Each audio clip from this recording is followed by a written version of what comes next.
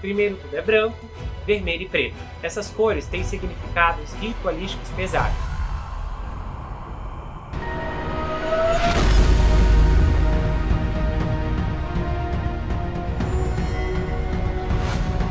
Olá pessoal, bem-vindos a esse canal, eu sou Gustavo Negreiro, seu psicanalista favorito, e hoje estamos em mais uma atração do Gustavo Report. Especificamente esse episódio é diferente de tudo que eu já produzi, porque nós vamos falar um pouco sobre o filme Pisque Duas Vezes. Eu vou trazer uma análise específica sobre alguns quadros do filme, então eu vou ter que trazer uma explicação mais adiante para vocês entenderem um pouco do contexto, porque é bem delicado algumas revelações que eu vou fazer. E eu assumi essa tarefa por conta do caso do Sean Combs, que vocês também percebem que há uma ligação, uma conexão com esse filme. Eu já vou também dar mais detalhes sobre isso. Lembrando que eu produzo muito material de qualidade, peças investigativas, denúncias que muitas vezes nenhum outro canal produziu, como por exemplo o incêndio que o Mark Ruffalo e a HBO são responsáveis, que destruiu muitas pessoas. Eu vou deixar o link fixado no primeiro comentário. Se você ainda não assistiu essa história, confira, porque esse caso é devastador. E se você for na página inicial, você vai encontrar todo o material organizado, estruturado, sagas, séries, as playlists, com tudo que eu tenho aqui. São mais de 500 episódios, investigações de alta qualidade para você conferir. Eu não assisti o filme Pisque Duas Vezes, já vou começar revelando logo de cara. E aí você deve estar se perguntando, peraí, como que você vai fazer uma análise sem você ter conferido o filme? É aí que entra. O tipo de análise que nós estamos falando aqui não é uma análise psicológica sobre os personagens, sobre a história em si. Não é exatamente esse tipo de análise específico que será apresentado. Mas é uma análise mais voltada para o simbolismo do filme, as mensagens subliminares e a decodificação que um profissional nesse tipo de leitura tem realizado ao longo de muitos anos. Então, eu encontrei o site dele, é um site americano, e eu extraí a perspectiva dele. Algumas coisas eu precisei deixar de fora porque eu achei que poderia sobrecarregar demais o processamento de muitas pessoas que não têm nenhum contato com esse tipo de visão. Então tem muitos apontamentos que ele fez que são chocantes, e como especificamente tem mais a ver com uma compreensão de mundo muito mais ampla, eu achei que não faria tanto sentido permitir com que esses dados fossem implementados aqui durante a narrativa. Mas, além do trabalho investigativo que ele fez, eu também li muitas resenhas, assisti o trailer do filme, eu li basicamente o resumo do que acontece no filme de cima a baixo, conferi várias imagens e encontrei outras perspectivas também, para que isso pudesse complementar o que eu vou apresentar aqui para vocês e, claro, constituir a minha análise na parte final. Inúmeros vocais afirmaram que o novo filme Pisque Duas Vezes reflete estranhamente o lado sombrio de algumas das festas famosas do Sean Combs. Dirigido por Zoe Kravitz, em sua primeira turnê por trás das câmeras, o filme tece um conto arrepiante de um magnata da tecnologia que atrai mulheres bonitas para sua ilha remota apenas para violá-las e agredi-las. O filme foi lançado logo após a prisão do Diddy por acusações de tráfico íntimo e extorsão, e os fãs não conseguiram deixar de ver sombras do escândalo do rapper na narrativa do filme. O longa, orçado em 20 milhões de dólares, arrecadou 46,4 milhões no mundo todo. E Pisque Duas Vezes começa com um aviso de gatilho afirmando que é um thriller psicológico sobre excesso de poder, digamos assim, que contém violência íntima. Algumas palavras eu tenho que amenizar. Inspirado pelas histórias horríveis da ilha do Jeffrey, embora a mídia censure ativamente todo o horror com menores que ocorreu por lá, Pisque Duas Vezes reformula, distorce e, de forma pervertida, glamoriza. As cenas de violência íntima são preenchidas com longos minutos de humor que acabam transformando tudo em uma piada. Enquanto isso, o círculo íntimo subterrâneo da elite é transformado em uma narrativa onde mulheres, ceifando a vida de um monte de homens, resolve tudo. Lembrando que a diretora e atriz desse filme, a Zoe Kravitz, é filha do músico Lenny Kravitz e da atriz Lisa Bonet. Ela é um produto de Hollywood e está dentro desse sistema desde o nascimento. E, embora a história do filme seja relativamente direta, referências semi-ocultas e simbolismos acrescentam uma camada de significado, que são bastante perturbadores. A protagonista do filme é a personagem Frida, uma garçonete esforçada que tenta abrir um negócio de unhas. Na primeira cena do filme, ela assiste a um vídeo do personagem Slater, que é interpretado pelo Channing Tatum, um bilionário de tecnologia que foi acusado de violência de poder e comportamento lamentável. A Frida observa o Slater se desculpando e dizendo que ele procurou terapia e, como será mostrado no filme, sua terapia está relacionada ao controle mental baseado em trauma. Além disso, também é mostrado no filme que ele comprou uma ilha inteira para se curar. Enquanto isso, a Frida está sentada no vaso sanitário, enquanto o público vê brevemente um livro chamado Sucesso é a Melhor Vingança, da autora fictícia, no caso, Vanessa Maxwell. A Frida, ela repete o lema do filme para si mesma, que sucesso é a melhor vingança, e inclusive isso assumirá um significado perturbador. E ela é retratada como uma garçonete esforçada que tenta abrir um negócio de unhas. Observe que o sobrenome da autora desse livro é Maxwell, e é coincidência que ela compartilhe o sobrenome com Ghislaine Maxwell, a mão direita do Jeffrey Epstein, que foi condenado por tráfico íntimo? Eu vou refazer essa pergunta mais tarde com a resposta. No primeiro ato do filme, a Frida trabalha como garçonete em um evento especial organizado pela empresa de tecnologia do Slater, e tudo no evento é estranho. Cada detalhe do evento é altamente simbólico. Primeiro, tudo é branco, vermelho e preto. Essas cores têm significados ritualísticos pesados. Mais tarde, essas cores são usadas para contar uma narrativa oculta.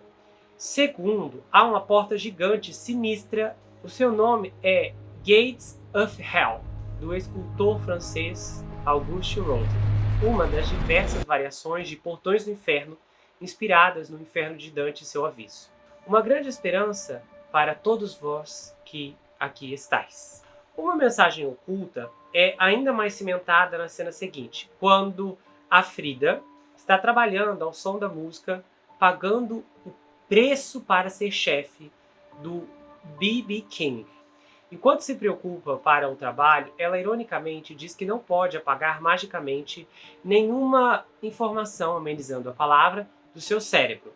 O que é irônico é que, na verdade, ela não sabe, o telespectador também, sua memória já foi apagada no passado. Então, nessas cenas iniciais do filme, ela está trabalhando como garçonete em um evento especial organizado pela empresa de tecnologia do Slater. Tudo no evento é muito estranho, mas nada disso é óbvio para o espectador casual. O evento é apresentado por Saul Williams, que está usando um vestido. E atrás dele está a Pieta de Michelangelo, que retrata a Maria segurando Jesus. Mais tarde, vocês vão ver como essa escultura é simbólica. A maioria das esculturas vistas ao longo do filme são da coleção Gates of Hell, do Rodin, que inclui The Tingen Man, que fica ao lado dela no evento. Depois desse evento, a Frida e a sua amiga Jessie usam vestidos sensuais para chamar a atenção do Slater. E a Frida está usando um vestido vermelho brilhante. Em rituais ocultos, essa é a cor do sacrifício. Depois de festejar com Slater e seus amigos, a Frida é convidada a embarcar em seu jato particular e viajar para sua ilha. E ela concorda imediatamente. E na ilha, todas as vítimas recebem vestidos brancos, e em rituais ocultos, o branco é a cor da pureza e é usado pelos iniciados antes de sua transformação. No início, as meninas ficam mais do que felizes de estar ali, pois lhes são oferecidas comida, bebidas e substâncias ilícitas ilimitadas. Depois de alguma festa, a Frida percebe algumas pistas indicando que algo errado está acontecendo. As meninas estão sendo violadas à noite. No entanto, elas não se lembram disso de manhã porque sua memória é apagada. Então elas acordam felizes e revigoradas, embora de ressaca, como se nada tivesse acontecido. As memórias das vítimas são apagadas usando um perfume chamado Desideria. Eu acredito que é essa a pronúncia, que significa desejo. Ela é feita de uma flor vermelha encontrada somente naquela ilha. E a assistente do Slater, Stacy, é meio que a Ghislaine Maxwell do grupo. Ela é a mulher que facilita toda a violação, deixando as vítimas à vontade. E ela geralmente está vestida de vermelho brilhante para indicar que faz parte do sistema. Frida passa por uma pintura assustadora que retrata a perda de memória das vítimas devido à flor vermelha. E enquanto a Frida explora a ilha, uma empregada mexicana na ilha chama a Frida de coelha vermelha, porque ela tinha coelhos vermelhos nas unhas na primeira vez em que esteve lá. E o símbolo do coelho branco é significativo no controle da mente, inspirado por Alice no País das Maravilhas. As vítimas são instruídas a seguir o coelho branco em direção ao espelho, que é um símbolo de dissociação. O coelho branco é vermelho no filme porque essa cor está associada à perda de memória. Tem uma pintura que retrata coelhos e pessoas trancadas em gaiolas, e é tudo um simbolismo de controle mental.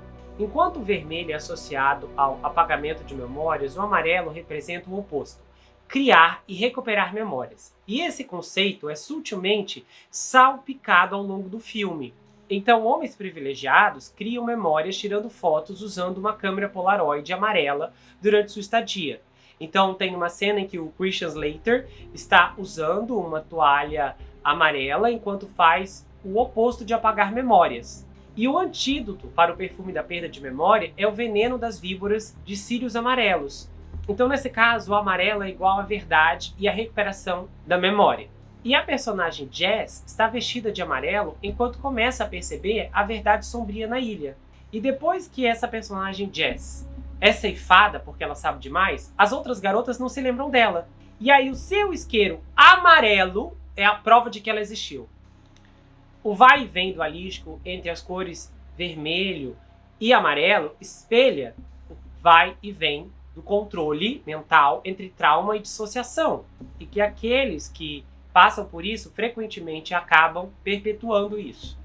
Conforme o filme avança, descobrimos que o Slater também é um tipo de vítima de trauma e perda de memória, porque ele discute com a Frida em uma determinada cena sobre a inutilidade da terapia. Mais tarde, o público descobre que quando ele era menor, ele era violado pelo seu instrutor de tênis, o que o fez reprimir memórias, e agora ele está fazendo isso com outras pessoas.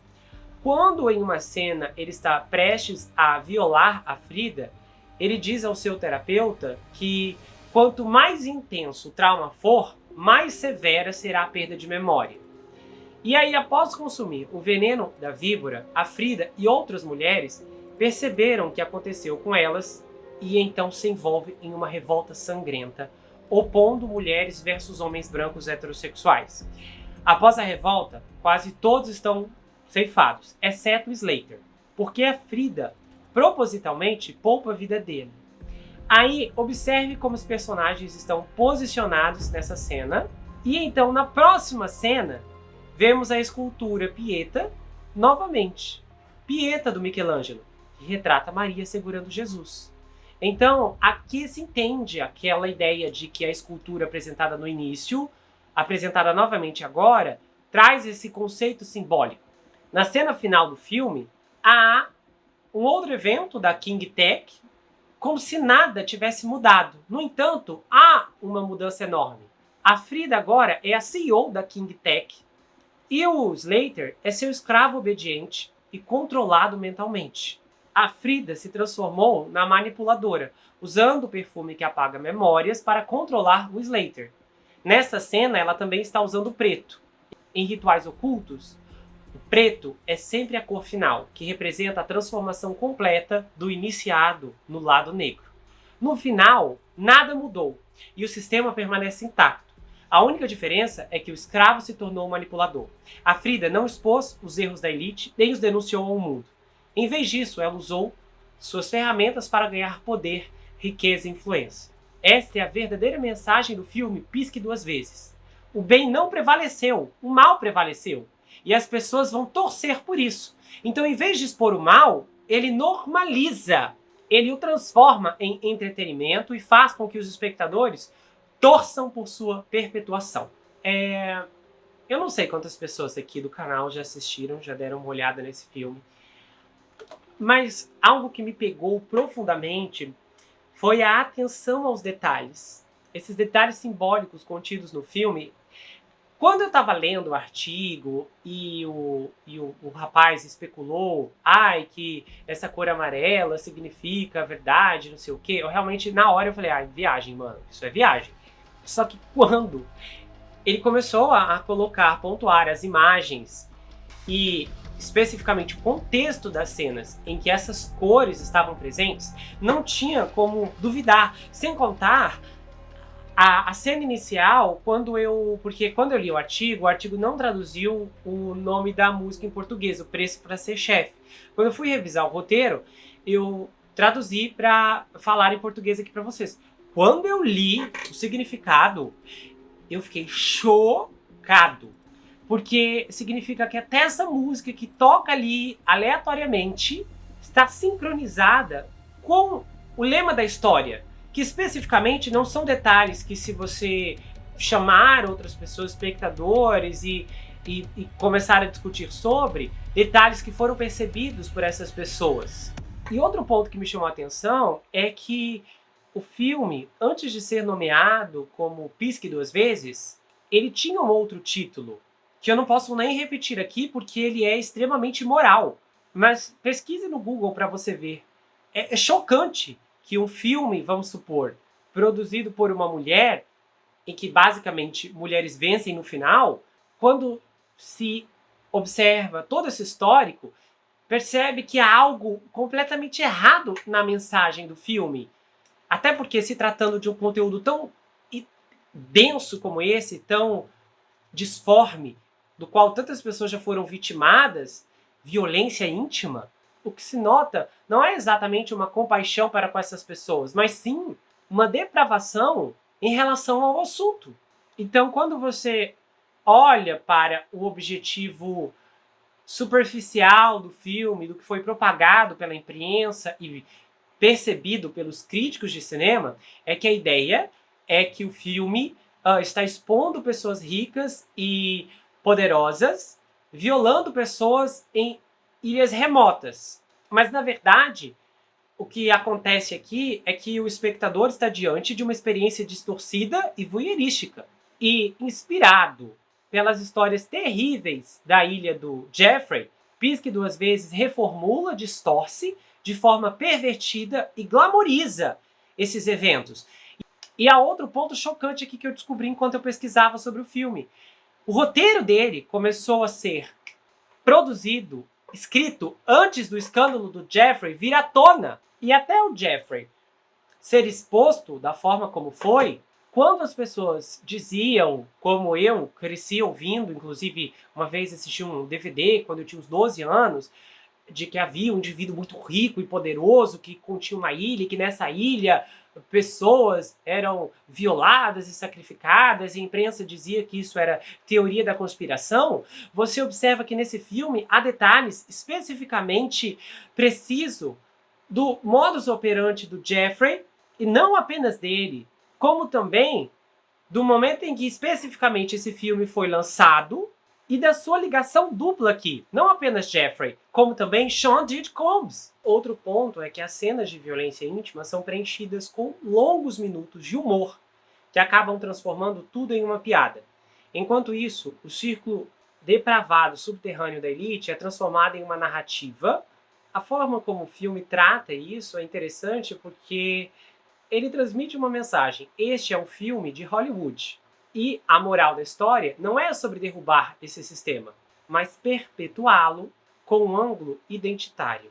Uma outra mensagem aqui é que o filme ele retrata os eventos como uma espécie de sacrifício, de estágio necessário para que a protagonista obtenha o que ela realmente quer. Inclusive, o autor do artigo ele faz um comentário sobre o pôster do filme, que contém não um, mas dois sinais de um olho. Ou seja, a mensagem do filme é: este é um filme da elite sobre a elite.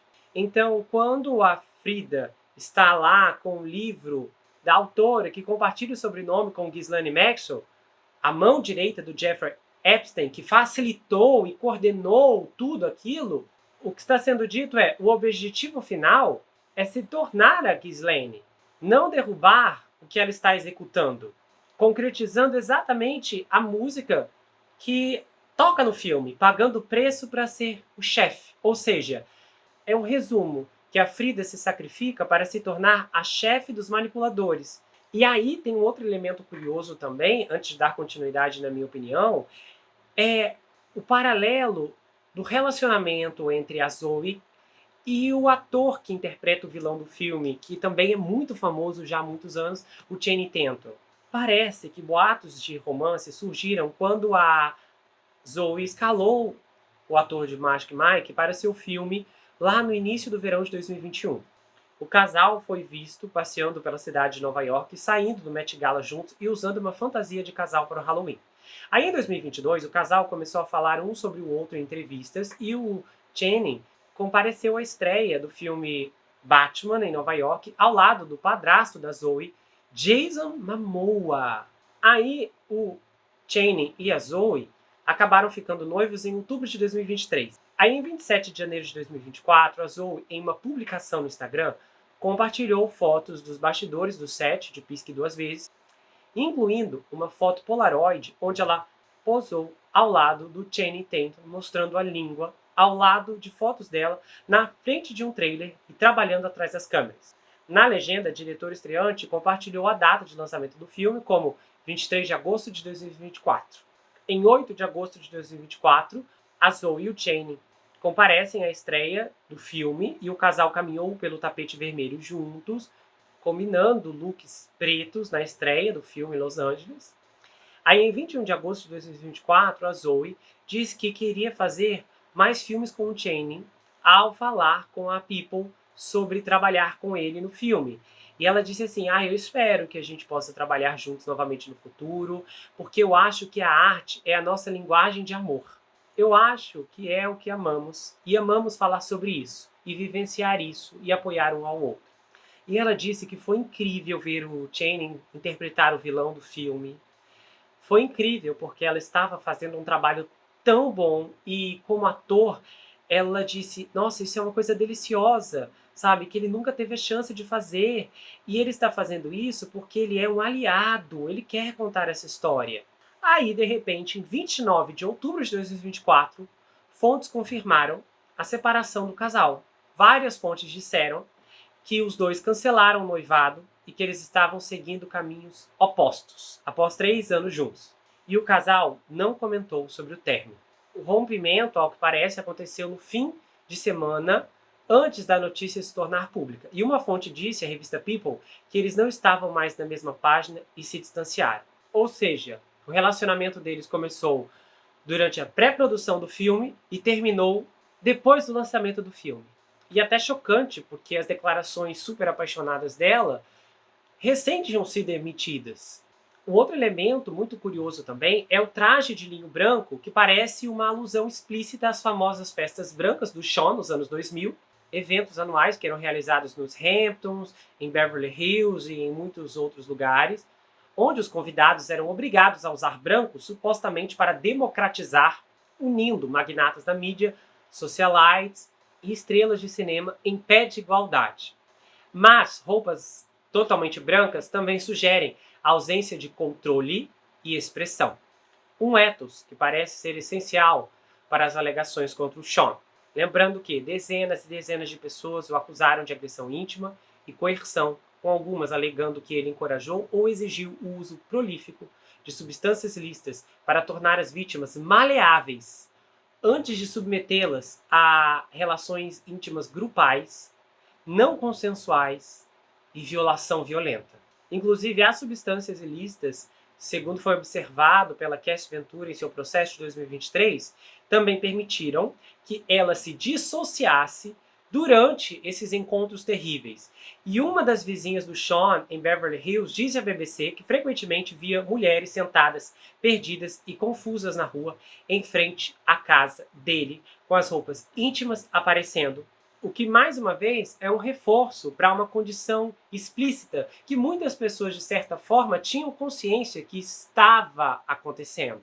Olhando a perspectiva do filme, o que houve a partir do Jeffrey e o que foi executado pelo Sean, é que quando essas pessoas se sentem intocáveis, as evidências não são provas de crimes, mas de conquistas. E um ressalte psicológico muito interessante, inclusive, é um comentário que eu vi que me chamou muita atenção por conta do meu foco em resolução de traumas, minha área de especialização na psicologia, que é que o trauma ele fica preso também no corpo. E isso pode ser, de alguma forma, meio que sentido ao longo do filme, porque eu vi uma moça que assistiu o filme dizendo que era interessante que, mesmo que a Frida não se lembrasse de ter estado lá antes, toda vez que ela estava com o Slater, antes dela sequer imaginar o que estava rolando, ela ficava tímida, hesitante e nervosa. Você poderia dizer que, eles consultaram um psicólogo, um psicoterapeuta especialista em trauma para dar uma enriquecida no roteiro, ou, o que é muito provável e o que eu tenho uma forte inclinação a crer, é que experiências reais e presenciadas tanto pelo roteirista quanto pela Zoe, que também participou do roteiro, foram incorporadas a esse script. Para mim, o melhor ponto que o autor da análise de simbolismo desse filme destacou é sobre a perpetuação do mal. De não derrubar o sistema, mas derrubar o indivíduo que comanda essa cadeia para assumir o lugar dele e então dar continuidade nesse reinado. Porque aí realmente me chamou a atenção na quantidade numerosa de filmes que têm sido gravados e lançados em que o mal ele não é exatamente derrubado no final. Ele continua ali, mas apenas mudando de hospedeiro. Aí até me chamou a atenção vários outros filmes, inclusive, que eu nunca assisti, mas eu lembro de polêmicas das pessoas se queixando do final. Nossa, como pode esse final? Que final horroroso, que final terrível, que horror! E aí tem sempre aquelas pessoas querendo passar, né, um pano grosso, não, mas é que vocês não entendem o final, que o final quer dizer isso, que o final quer dizer aquilo. Quando, na verdade, a questão não é uma escolha artística, é uma tomada de decisão criativa com base na realidade, para exemplificar o que nós estamos vendo acontecer. O que eu já disse em outros episódios. Sean Combs foi derrubado, mas outra pessoa assumiu seu lugar. Jeffrey Epstein caiu, mas outra pessoa está figurando seu posto. E outro elemento também muito chamativo é, por exemplo, as acusações do que o Sean fez com aquele cantor chamado Asher, do que esse Asher fez com o Justin Bieber, trazendo o Justin Bieber para a órbita do Sean, e o que o Sean fez com ele. E o que eu disse naqueles vídeos, mas que eu não tinha essa definição de palavras, que eu não conseguia ver o Justin Bieber como uma vítima atual, que eu acreditava que ele poderia ter sido vítima no passado, mas que hoje, de alguma forma, ele estava dando continuidade a esse sistema. E eu só pensei nele na hora que eu estava lendo essa análise. Porque o enredo simbólico do filme é o seguinte: o personagem Slater passou de vítima a predador. E a Frida segue no mesmo caminho. E o filme enquadra isso como um final feliz. Então não se trata de denunciar o mal e derrubá-lo. Trata-se de tomar o lugar dele para perpetuá-lo. E o que se percebe é que há trechos dessa consciência ao longo do filme cuidadosamente escondidos em sua grandeza visual e estilosa. Só que aí, se você piscar muito rápido, ou 2 vezes, desculpe, você pode perdê-los. No entanto, a maioria das pessoas não entenderá isso, porque estão cegas a essa programação. Mas isso não importa, porque elas ainda estão expostas à programação, que na verdade vai gerando um tipo de dessensibilização. Uma narrativa dramática e bem acentuada me faz torcer pelo personagem que no final está dando continuidade em um mal irreversível, reprovável e altamente abominável. E a lição do filme é sobre isso, sobre violência de poder. E mesmo uma pessoa como a personagem Frida, o trauma que ela suportou, de alguma forma, se tornou a própria coisa que ela procurou escapar. Porque, na verdade, dentro de uma perspectiva de psicotraumatologia, o que eu vejo é que nessa cadeia, o trauma, ele é um sacrifício necessário para que, passando pelas fases de trauma, traumatização, traumatismo, essas pessoas cheguem ao crescimento pós-traumático, que ressignifica essa dor, no caso, uma ressignificação entre aspas, não exatamente para trazer uma espécie de cura ou de reorientação interna daquela narrativa fragmentada, mas no significado de o preço foi pago e então você pode assumir o que tem direito. E que, na verdade, é uma virada de mesa que muitas pessoas que, se tiverem a chance, promulgarão o mesmo ciclo de violência por conta da violência que receberam. O que me lembra que toda e qualquer orientação e metodologia, por mais positiva que seja, também pode ser convertida para uma ação epistemológica voltada para o mal. Ou seja, se eu posso usar a dor que me foi causada no passado, as experiências adversas que fui imposto, para não apenas transcender essa cadeia de dor, como encontrar um propósito para cumprir a partir disso, que pode se caracterizar como um propósito de ajudar pessoas, de orientar pessoas, de cuidar de pessoas, de servir pessoas. O que é explícito aqui é que esse mesmo mapa pode ser usado nessas circunstâncias. O trauma se torna um propulsor para devorar pessoas, com fins de ganho e lucro pessoal, o que me induz a acreditar que é como se eles estivessem dizendo: temos várias classes e categorias de pessoas no mundo e uma quantidade muito robusta de pessoas são aquelas pessoas que serão violadas, danificadas e traumatizadas e não serão chamadas para assumir um lugar ou uma posição. Essas ficarão presas em seu próprio sofrimento, enquanto uma pequena minoria dessa maioria vai reproduzir seu próprio sofrimento nos outros. Se você não encontrar um objetivo para sua dor, então eu quero te dizer que alguém fará a escolha por você. E quem o fizer está te escolhendo como uma vítima, para que continue sendo vitimizada por alguém que já passou pelo que você passou, mas agora está em uma posição diferente. A dor do que aconteceu comigo agora será usado para consumir mais e mais pessoas, enquanto eu me alimento dessa dor para me manter de pé. E o único meio de fugir de um destino trágico como esse, de ser vítima de quem tem ou encontra um caminho para o poder, é olhar para si mesmo, reconhecer sua história, sacudir a poeira, levantar a bandeira e fazer a seguinte declaração: tenho sofrido muito até aqui, minha história tem sido muito difícil, mas eu quero encontrar um significado que vai promover o oposto de tudo o que eu vivi. Saiba que um resultado previsível não significa um resultado pré-determinado. Não é porque as pessoas à sua volta especulam um fim trágico para você que isso vai realmente acontecer.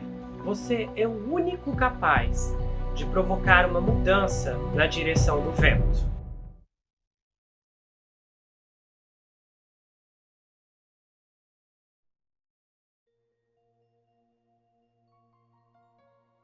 Se você gostou desse episódio, se inscreva no canal, ative o sininho, que é muito importante, confira se ele está selecionado para você receber todas as notificações. Do contrário, o YouTube não vai levar até você todos os episódios que eu produzo aqui. Compartilhe esse vídeo, comenta, dá o seu like. E se você quiser, você pode me seguir, Gustavo N Psicanalista, lá no Instagram. Eu também tenho um canal de cortes, onde as análises são recortadas e postadas por lá, além que eu também tenho um grupo no Telegram, onde eu faço postagens recorrentes, converso com os inscritos, faço enquetes, tenho uma interação muito exclusiva e colaborativa por lá. E se você quiser saber mais sobre mim, adquira meu livro Perfeito Estranho. Esse é um suspense multifocal com uma abordagem inédita. O livro é escrito em formato roteiro, diferente de qualquer coisa que você já viu, e ele conta uma história extraordinária sobre o rapaz Jack Wilbur, que mora em uma mansão sozinho em Nova York. E ele começa a desconfiar que um terrível serial killer está escondido em sua própria casa. À medida que sua investigação avança, ele começa a analisar todos os aspectos geracionais de sua vida. As heranças financeiras, as heranças psicológicas, as heranças genéticas. E então, ele descobre que está preso em uma terrível maldição hereditária. Há uma reviravolta inacreditável no capítulo 10 que vai te deixar de queixo caído. O desconhecido está na sua casa, na sua vida, mas fora do seu reconhecimento. O livro vai autografado, se você quiser. É enviado para qualquer lugar do Brasil e quase qualquer lugar do mundo. Você pode adquirir pelo meu site, entrar em contato comigo pelo Instagram ou pelo Telegram. A gente se vê no próximo caso e não se esqueça que aqui você sempre vai ter uma amiga. Até mais, pessoal!